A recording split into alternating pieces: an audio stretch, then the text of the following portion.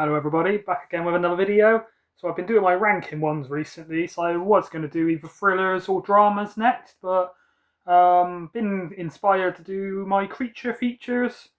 So top 15 creature feature. I'll show you this one. So this isn't in it, but I received this Critters, or as some of my YouTube friends like to call shitters.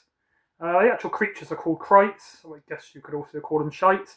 So yeah, I watched this as a kid. I'm talking like 8 years old. First two of them, really enjoyed them.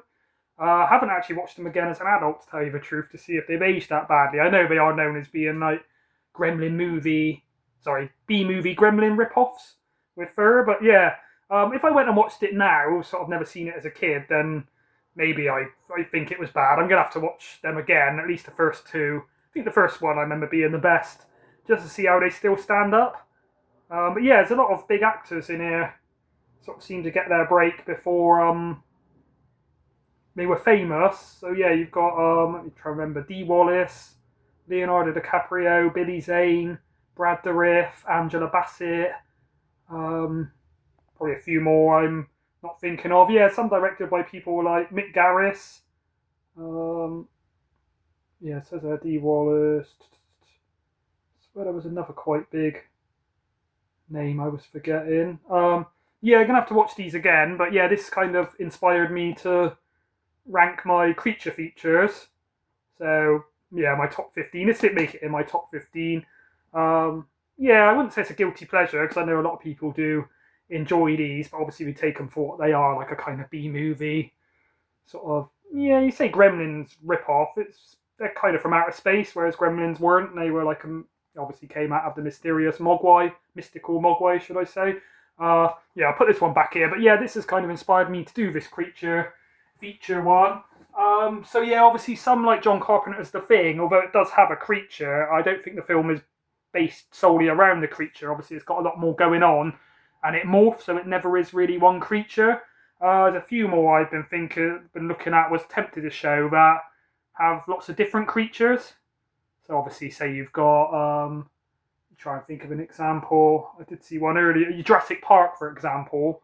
You know, it's lots of different dinosaurs. So I wouldn't say it's a creature feature. Whereas these, you know, in some of them, might be more than one of the same creature. You know, being attacked by a pack of creatures. But yeah, I think as long as the creature is the sort of main antagonist and the main sort of star of the film, then that's kind of what I'm basing it on.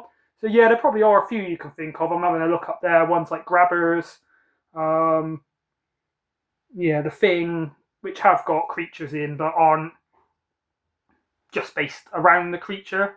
Whereas as we get to some, as you'll see, the whole sort of story is written around the creature being the main element of the story.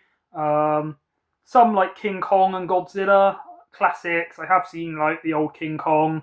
I think I've seen the really old Godzilla, but I don't own them, so obviously I couldn't show it here. But yeah, like I said before, again, doing these videos kind of does make me realise the gaps in my collection and stuff. So yeah, New Year's resolution. I don't really do New Year's resolutions, but in the new year, I'm going to start trying to get a lot more classic films, a lot more westerns, a lot more war films, especially older ones from like World War Two. Gonna try and get old classics like King Kong, Nosferatu. I do need to get some Akira Kurosawa films. So yeah, rather than just buying all these sort of new releases, or should I say new editions of older films that have been upgraded onto Blu-ray and 4K. Gonna try and get some of my backlog, upgrade a load of like classics that I've been showing that I've still only got on DVD. But anyway, that's a long enough ramble, 4-minute intro. So let's get on with it. So yeah, it's a recent one, Sting. So yeah, I was surprised how much I enjoyed this. So it is solely a creature feature. Not really a spoiler to say that this meteorite comes from space. Little spider on it sort of lands in this girl's room, and she likes spiders, and she starts studying it, and it's growing. Again, not really a spoiler to say it gets loose in the apartment complex. Never goes too silly. I thought the spider was going to be the size of a car and, you know, down in the street mauling people, but no, it's quite sort of unrestrained. But yeah, this is probably the newest of all these creature features. There is one spider one we'll see later on the list is higher than this, but other than the one we'll see later, yeah, this is probably my favourite sort of modern creature feature, to tell you the truth. But yeah, the young girl in it's a really good actress. But yeah, I was pleasantly surprised with that. This one again on the borderline, because although it is a creature feature and the werewolf is the main creature in it, a lot of the other ones, as you'll see, are kind of realistic creatures on the loose, I guess. Whereas obviously this is a werewolf transformation. But yeah, if you're talking about creature movies with good special effects, couldn't really overlook this one. Plus, there's a bit when he's in the zoo and there's all other animals. What have we got next? So Alien. So yeah, like an archetypal. Obviously, you've all got all the other aliens, but yeah, this is my favourite and just has one creature. The alien being the main creature. So yeah, like you say, not all gone for standard animals or even Earth animals. So yeah, Cujo, another honourable mention. Love that film, but don't own it. So would have showed it if I had it. And a 90s horror movie with Lance Henriksen called Man's Best Friend, where they scientifically engineer this dog that can camouflage. It's got acid pierce. What else can it do? It's got like poisonous saliva. But yeah, it's a real fun sort of silly romp if you haven't seen that. But yeah, I'm sure everybody knows Alien. So obviously just one creature on a spaceship taking people out. Spoke about this one before. Sorry, there's a bit of glare. I don't have the light on, but this room's bad for it. The Hatching. Was it just called Hatching? Yeah, sorry, Hatching. I think it's a Swedish. Let me find the language. Finnish, sorry, yeah, Finnish movie. So I think in Finnish they speak Finnish, Flemish, is it? Finnish, Flemish, and Suomi. So it just says language Finnish, so I guess it's standard. I think maybe they also speak Danish or Austrian, but yeah, I think it speaks quite a lot of languages in Finland. So yeah, it just says on the back Finnish. Yeah, quite a recent one. What year is this? See if I can find it. There's really small writing on the back. I can't actually make that stuff out. Perhaps I should have had the light on. But yeah, it's basically a girl finds this kind of egg. Something's growing in it. Creature sort of hatches out from the hatching. The creature effect's really good. Creature sort of gets out of control. Sort of goes on a rampage, and this girl's trying to sort of rein it in. Yeah, really good acting by this young girl in it. Can I see her name on it? I guess it's Hannah Bergholm. No, sorry, a film by. So that's the director. So yeah, I'm guessing the girl is Siri Salima. Yeah, Siri Solalina, I guess is how you pronounce it. But yeah, really good modern one. Some quite sort of shocking scenes and quite good gore and stuff. The Fly. So yeah, this one. I mean, you could argue it's the archetypal creature feature because it starts as a man. That's a spoiler, and he gradually sort of turns into a fly.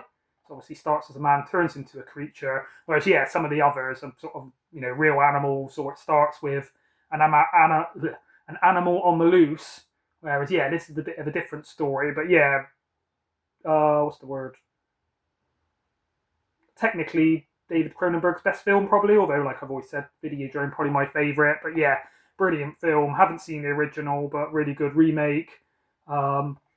Obviously David Cronenberg. Yeah, this could go under sort of sci-fi or horror or body horror. It's kind of a bit of a mishmash, sort of spanning lots of genres and elements. But yeah, I think it'd be unfair to talk about creature feature, especially with great body horror and special effects. So yeah, this one you've got the sort of transformation from a man into a creature.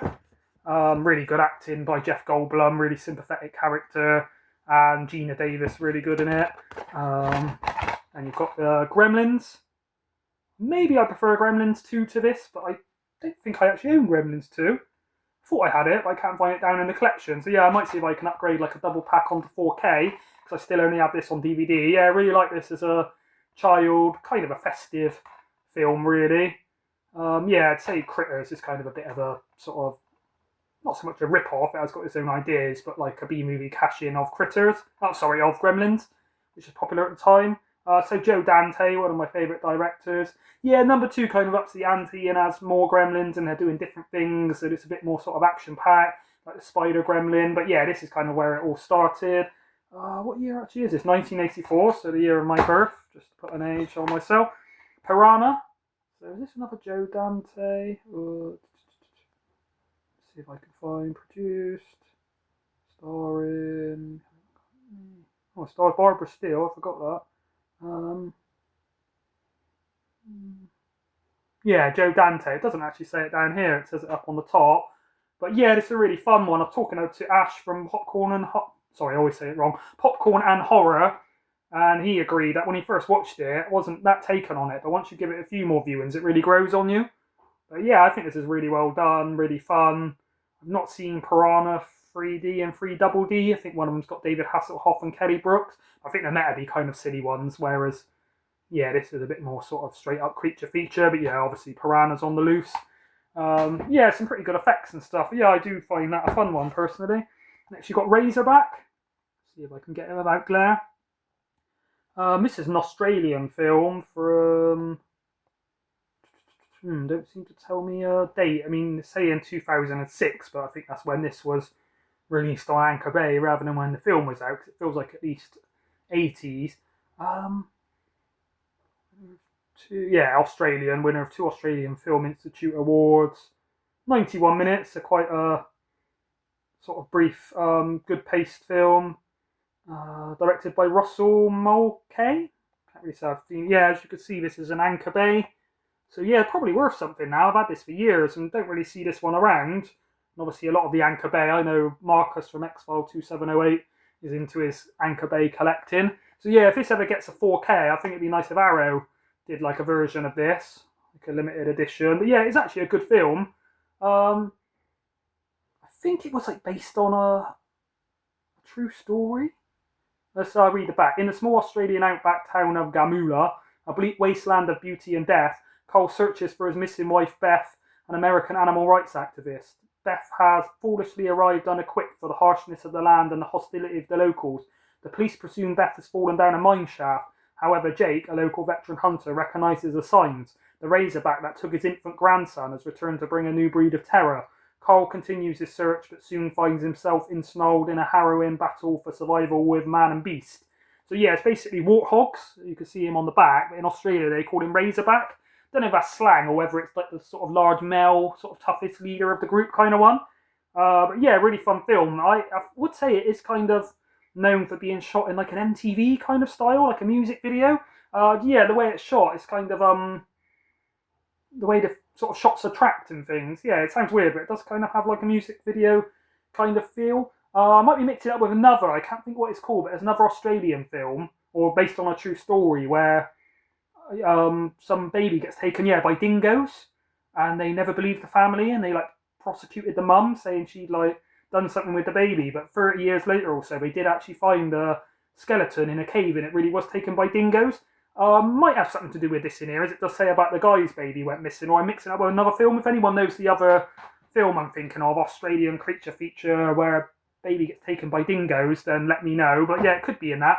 Not seen Razorback for 12 years or so since I bought it, so we've got to get around to watching that one again. Alligator 1 and 2, I would give both of these a shout. Obviously it's meant to be narrowed down to 15, so this would make it 16. But yeah, Alligator I prefer, more of a straight up horror. Alligator 2 more of a sort of comedy action with horror elements. But yeah, I just like it how it's sort of down in the sewers, based on like an urban legend, 1980. Yeah, when I got this, I expected it to be like low budget, kind of trashy B-movie creature feature, but I was actually surprised on both of them how well made they are. Really good acting, good script. Yeah, I think this is underrated in the world of creature features.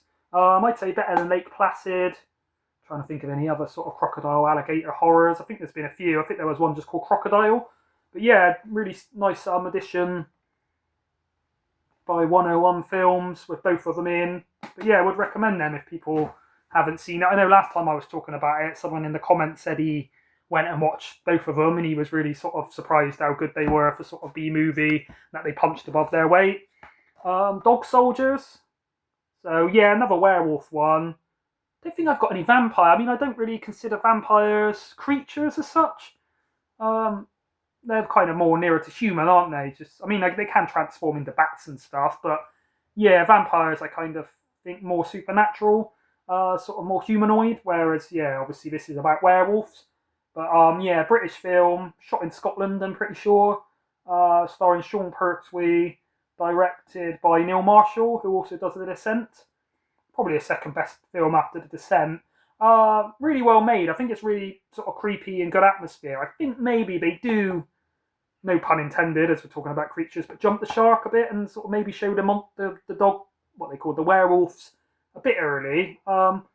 Yeah, the effects on the werewolves ain't as good as like American Werewolf in London, or maybe even what's it called, Silver Bullet, but they are, or what's the one with Dee Wallace, The Howling, but they are good.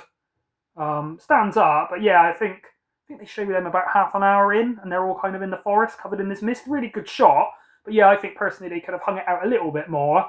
And not going to go into it. There's a twist with this woman a bit later on that I didn't think worked too well, but yeah, still really enjoyed it. One of my favourite British films, but not flawless. But yeah, another werewolf creature flick. So a bit behind American Werewolf in London for me. Probably my second or maybe third favourite after Silver Bullet, which I don't own on proper physical media. I only have the burnt off version I got from Josh Fulci, or Josh Fulci fan 1014, I think he's called now. He used to just be called 101, I thought.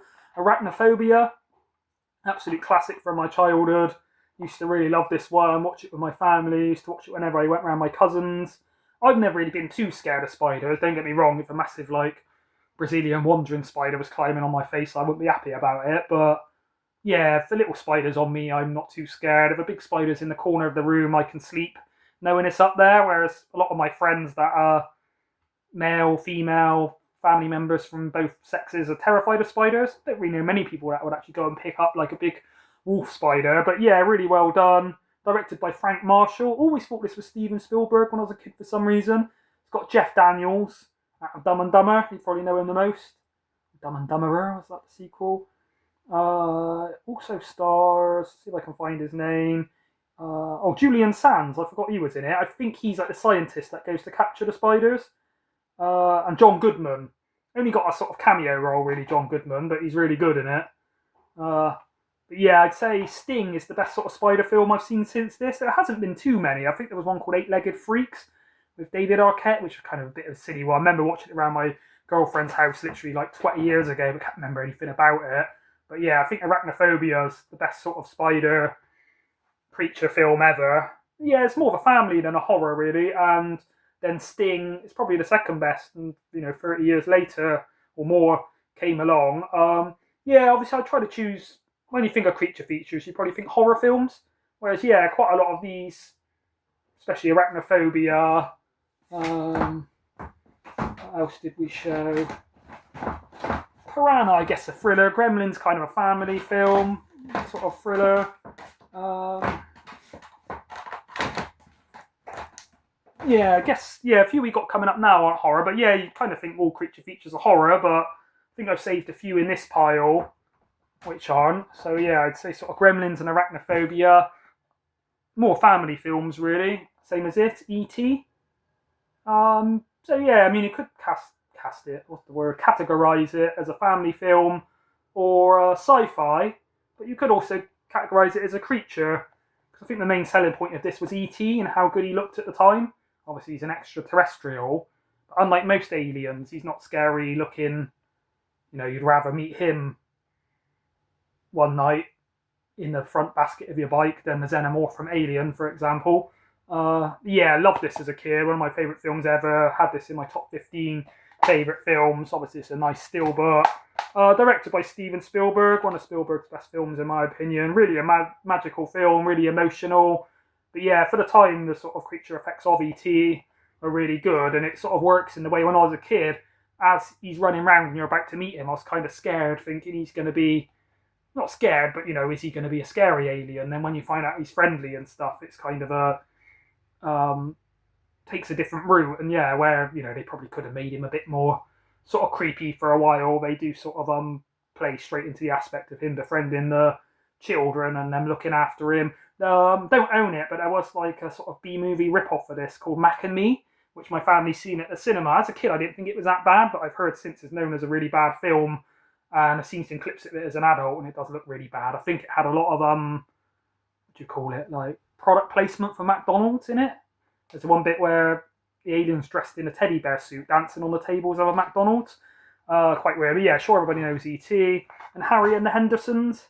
So again, this more of a family kind of film. But yeah, obviously he's the main creature in it. It's a Bigfoot. Don't know if they ever changed the name or whether I had a Mandela effect, but as a kid I always thought this was called Bigfoot and the Hendersons.